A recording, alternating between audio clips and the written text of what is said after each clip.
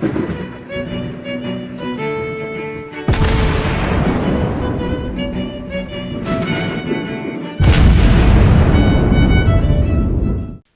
everyone, and welcome back to World of Warships Blitz with Terry.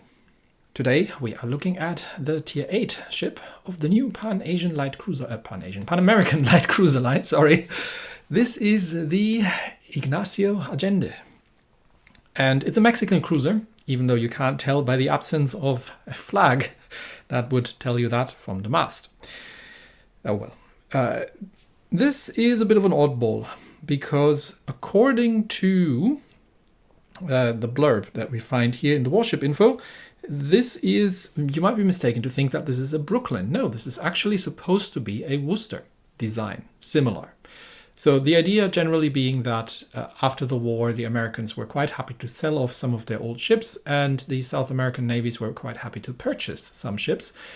And this is the what-if version. They had ordered a Worcester-class light cruiser, but it turned out that the Worcesters were too large and too heavy in terms of displacement, and they would have reduced the gun turrets down to 4. Apparently this is an existing design, although I haven't really been able to find anything on a cursory look. But yeah, this is meant to be a pocket Worcester at Tier 8, so a down-tiered Worcester. And you can see it, so if we're looking quickly at the description, she does get the 47 caliber length Mark 16 dual-purpose guns from the Worcester, but she only gets 4 of them. So we have a reduced Worcester at Tier 8. All right then. Well, the one thing that we're going to need to compare her to then is not the Worcester, but the USS Cleveland, which is the other American, actual fully American, North American, USA American thing, light cruiser at Tier 8. So the Cleveland has radar, and the Cleveland has sonar, and the Cleveland has defensive AA. The Ignacio Allende, in following the trend, has one radar but no sonar, the same defensive AA, but gets the combat instruction as well as the super heal thing, so the emergency repair, which improves the HP recovery. On the hulls, they look reasonably similar. She is not quite as maneuverable, and here again lies the crux with these ships, because 9 seconds base maneuverability or base turn time for the rudder at Tier 8 is quite a bitter pill to swallow, where the Cleveland has under 7 seconds. They do compensate with slightly better health and obviously the better heal. But the big question comes down to what are the guns looking like? Now, we already know that these guns are probably better, and at least in terms of damage that they're doing and in range. And this holds true here as well. She gets a slightly faster reload than the Cleveland. She gets a slightly better range than the Cleveland. Actually, she gets a noticeably better range than the Cleveland. She gets a better armor-piercing damage than the Cleveland. But she only gets 8 guns compared to the Cleveland's 12. That is a significant down-tiering in terms of guns. And then we obviously have no secondaries. But in return, we get 2 quad launchers of torpedoes with a 7.8 kilometer range. I get where they're going with this. So the idea being, yes, you have main guns, but they're not quite as you don't have quite the same firepower that you have on an American light cruiser. In return, instead of secondaries, you get torpedoes.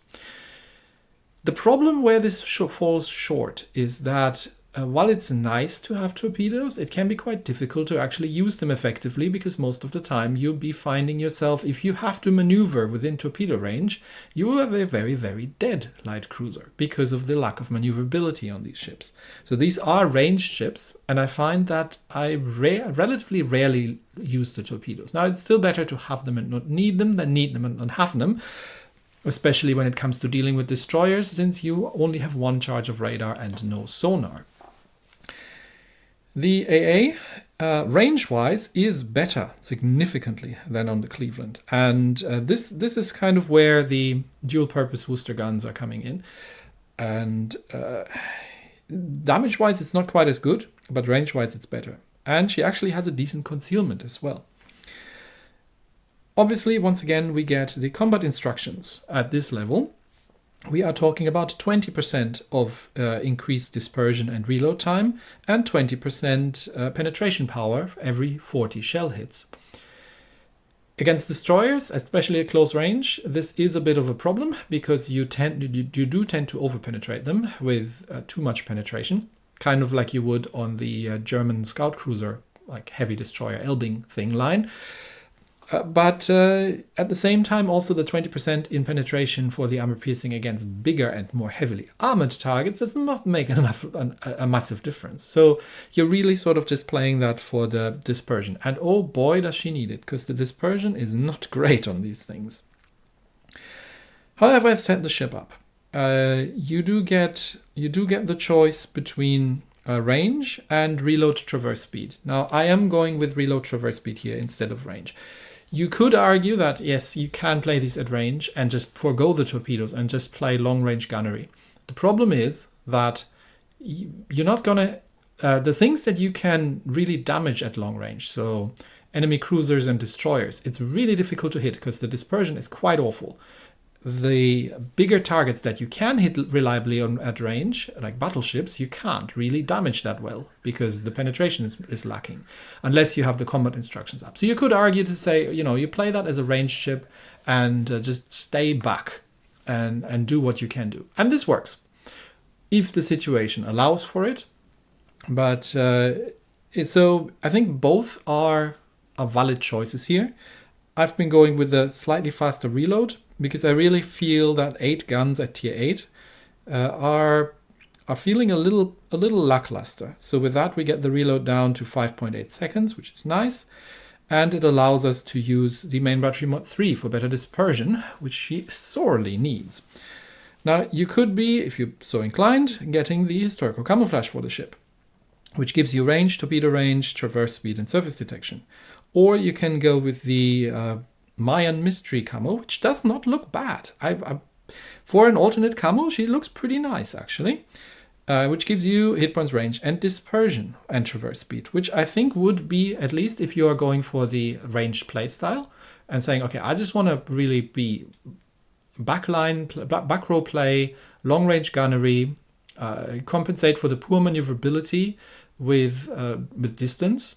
I make sure that I can avoid incoming fire by just being further away, and have better dispersion. For that playstyle, this would be the better camo.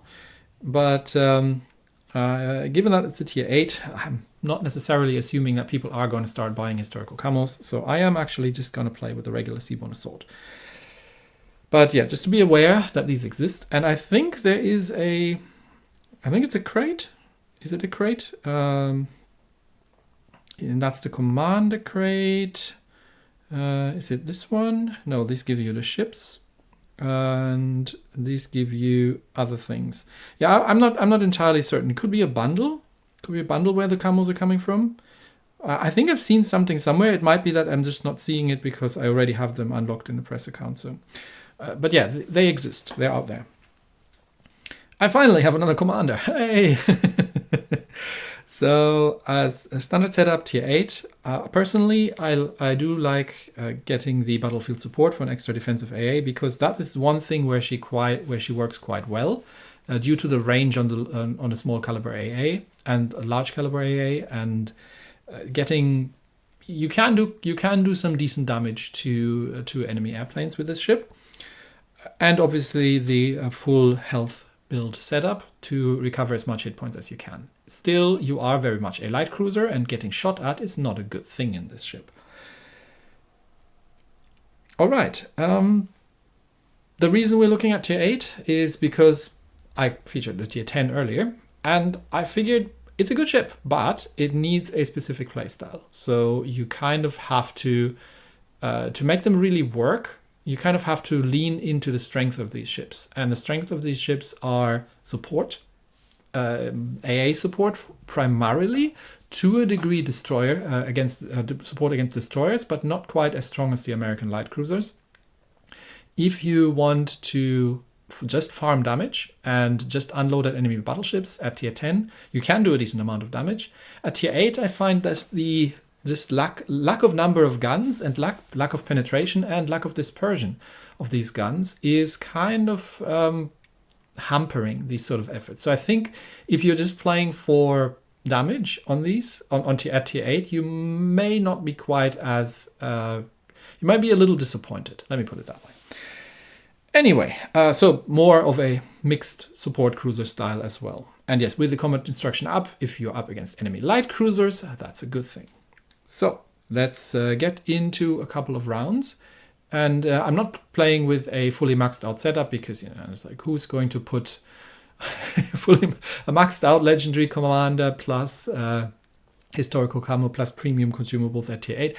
Maybe somebody does, but I think it's not the usual case. Most people are probably going to try and get up to the higher tiers. So we're playing with 2 regular games to show off a couple of the things that the ship can and the ship can't do very well.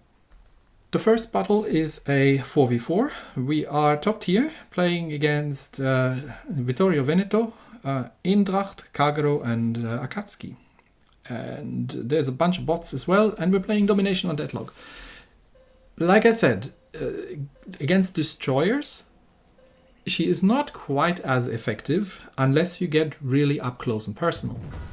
You can't really, and in that case, you can't really easily use the combat instructions, because you will start over-penetrating destroyers at closer ranges. At longer ranges, the dispersion is just not helpful. And you don't have a sonar and you don't have the maneuverability. Anyway, I'm going to escort our friendly Kagero into C Cup, and we'll see what we can do. And we will see if we can take that capture circle. There's a very useful island that allows you some protection from incoming fire from the enemy team at this position, and I can potentially get a couple shots out. There is over the island, because the shell arcs are relatively high. There is a battleship back there, so enemy destroyer in C Cup.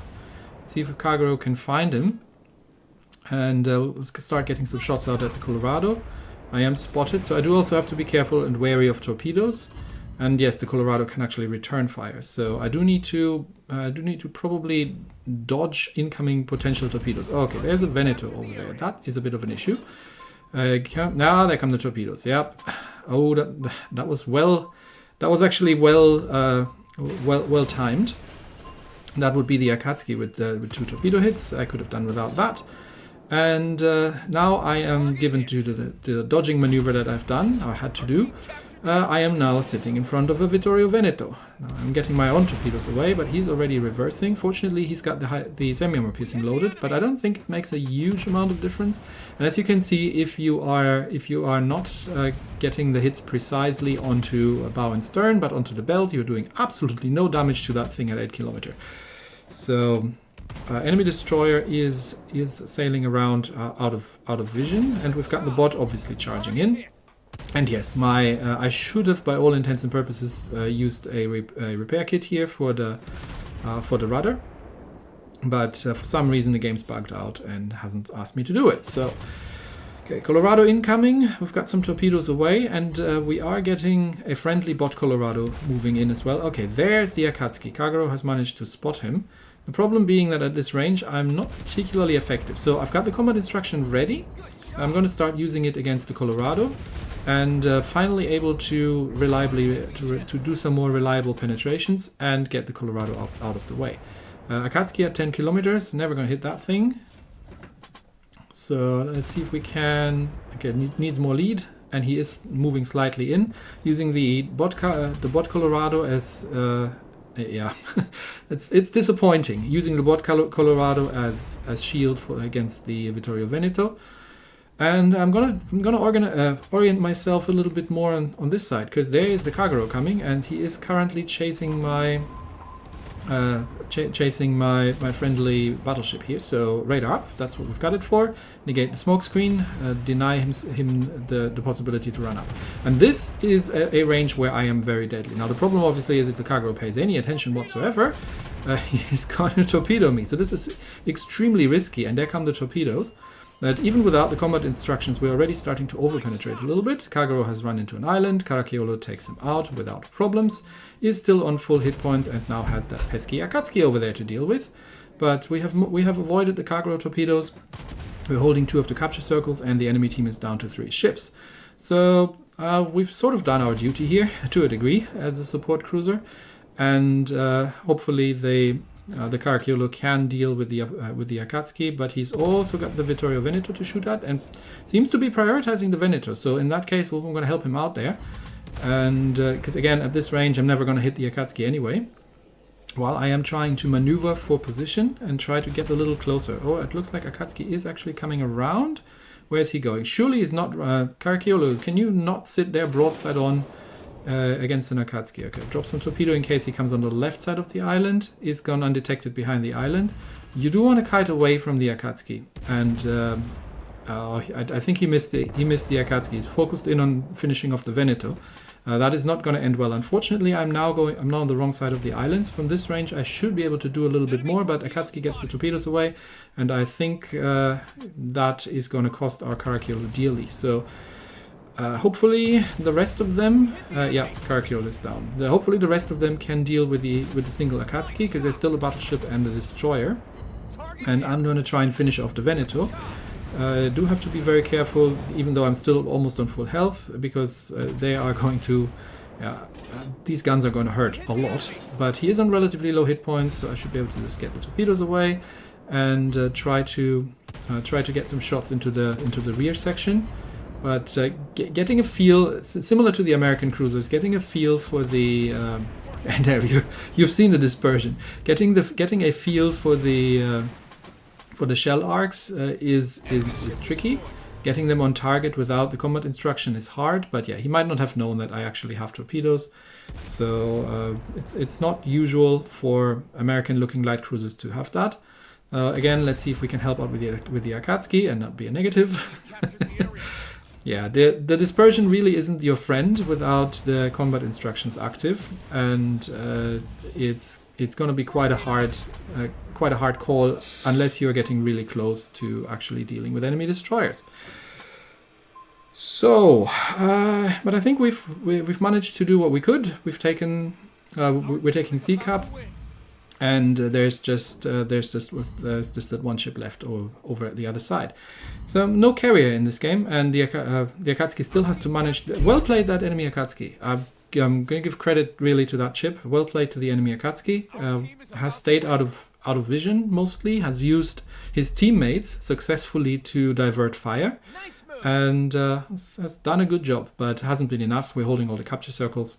That's the one thing that he couldn't do, which was to go for the cap. And yes, if you're in a destroyer, seeing a light cruiser shooting at you would generally incentivize you not to go into the capture circle. All right, but we've got 19 seconds to go, so we're not going to get another shot off. But it's against destroyers, it's really a mixed bag, and if I had to pick when it comes to the role of support cruiser against destroyers between this and a Cleveland, or between this and an Edinburgh, I would probably play the Edinburgh or the Cleveland. I'm not a huge fan of the Edinburgh, but more guns, really. 8 guns feels a little bit lackluster at this tier. Let's see where we ended up in the team. Still 3rd place, all in all. Done a little bit of damage, but mostly just been supporting things. So let's go again, and this time we are in I think flat out tier 8. Oh no, we're almost flat out tier 8. I think there's a bot Akatsuki on our side, but the rest, by the looks of it, is all tier 8. Yeah, and we're up against the Pan-Asian Saipan thing at tier 8. I think that's pretty much what it is. So Implacable on our team's got his work cut out for him. Let's go. Domination on Haven.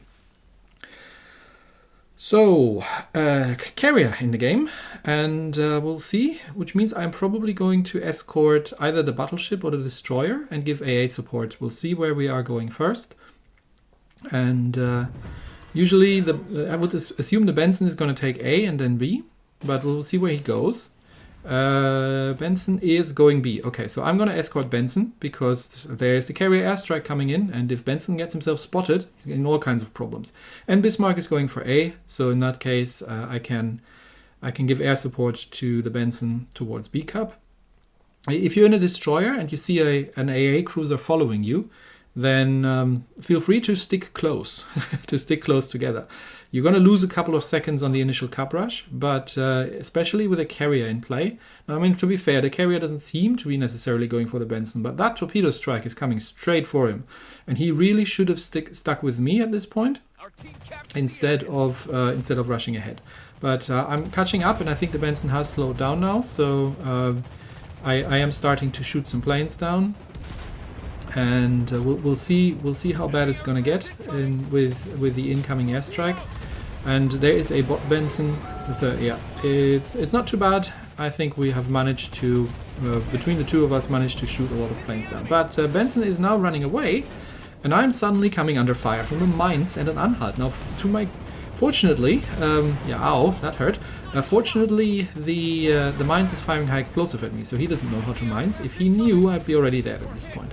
So there is a battleship behind us, and the Benson has run away instead of launching his torpedoes into that group there.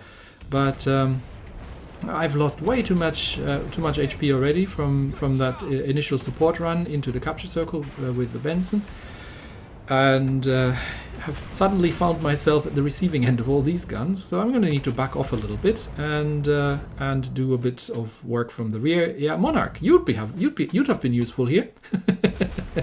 Oh well. Why are you going into A cup? There is nothing in it. What? Okay. Okay, so they're trying to outflank each other. So we've got Monarch and Bismarck to deal with mines and Anhalt, and the carrier is helping out. So I think they can handle that.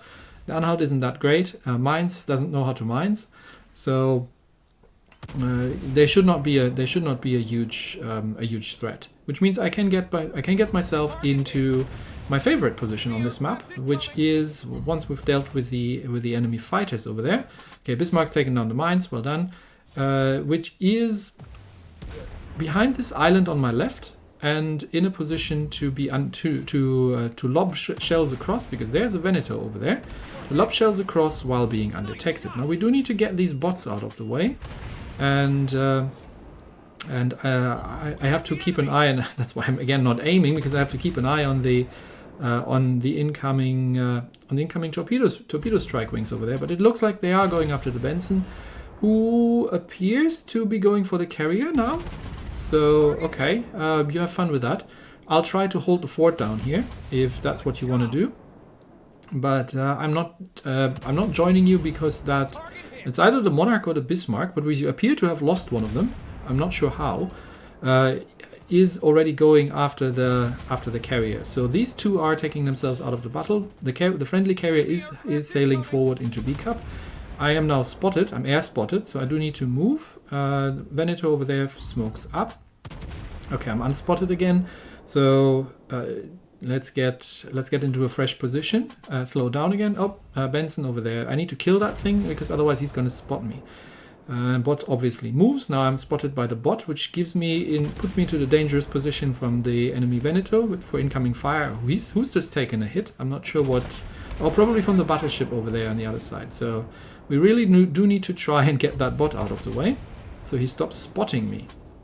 And that's the bot gone, which means I should be going undetected. But fortunately, I needn't have worried. The Veneto has other problems anyway. He is fighting our friendly battleship to the north. So carrier and me are holding the fort here. It looks like the Benson the Benson is still alive, but not anymore. No, the Benson is dead. He's been chasing the Sanjang into D cup, and while the Veneto isn't paying any attention, we are equal on points. That Veneto is relatively low on hit points now, after wailing at it for the last minute or two. But enemy Anhalt has killed the friendly Monarch somehow, and that's a full health Vladivostok over there. So that battleship to our north is not going to look great, which means I'm going to go for C. And I'm not sure who it is calling it out there, if it's the carrier. But yes, I absolutely agree. We do need to start taking capture circles. The enemy carrier is still in the game. We're now behind on points. And okay, Kansas takes out the Veneto that I've been working on. Carrier comes in with an airstrike. Trying to do my best to avoid it, but ow, that hurts. So I am running reasonably low on hit points at this stage, and I am completely out of. I think it was the Kansas calling for the Kansas calling for taking the capture circle. So we are now in the lead on caps, and Kansas needs to brawl it out up there with the Vladivostok. I've got the carrier with me here, which I am going to need as a meat shield against the enemy carrier, but I can also give some AA support. And we're going to go after the capture circles and try to win that way. And that's why we are leading. One reason we are leading, because the Vladivostok has just taken out the Kansas, which puts us behind on points again. But we've got a minute to spare. The Vladivostok is now out of position. He's not going to get back into to do anything about the capture circles. And I'm just going to have to try not to die. So I'm going to stick, sorry, Implacable, I'm going to need you as a meat shield, because you've got the hit points to spare, I do not. So I'm going to push you into the way of those torpedoes, so I don't have to take them. But I am going to help out with air defense as much as I can. And there are coming some fighters, but the enemy carrier player knows what he's doing. Now, we obviously do need to get out of shooting range of the Vladivostok, because he is shooting at the carrier, which is good. He's not, because he can one-shot me from there if he can hit me. So keeping a close eye on the Vladivostok, but he can't spot me because the enemy carrier is not fighter spotting. That is probably the misplay that is going to cost him the game. If he had kept us spotted, the Vladivostok might have still caught me, but I think it might have also not been enough, because by now we're holding all 4 of the capture circles, and we are going to win on points at this stage. So well played by the enemy carrier. And it's been a very tactical battle, but how many planes have we shot down? Well played also by the Kansas up there in the north. How many planes have we shot down? He's basically been drawing 2 enemy battleships out of line, which is good, and that's a valid trade. And again, we haven't done an awful lot of damage, but we've got 14 aircraft shot down, which is not terrible, and we've still got second place in the game after. Our Benson has not been particularly successful. Sorry, buddy, I have tried. So, the Allende, is that a good ship? It's an okay ship. Personally, I'd probably rather go in an Edinburgh or in a Cleveland. The lack of maneuverability or the turn time is a bit off-putting, but the bigger problem for me is just the gun handling and the lack of firepower that you really have on this ship. So she does struggle to do damage, and while she has some utility, it's a bit of a hard sell for me at tier 8. So I will still try the tier 9 and see how that goes, and if it's all in all worth it. But that's it for me today. Thanks everybody, and I will see you next time. Bye bye.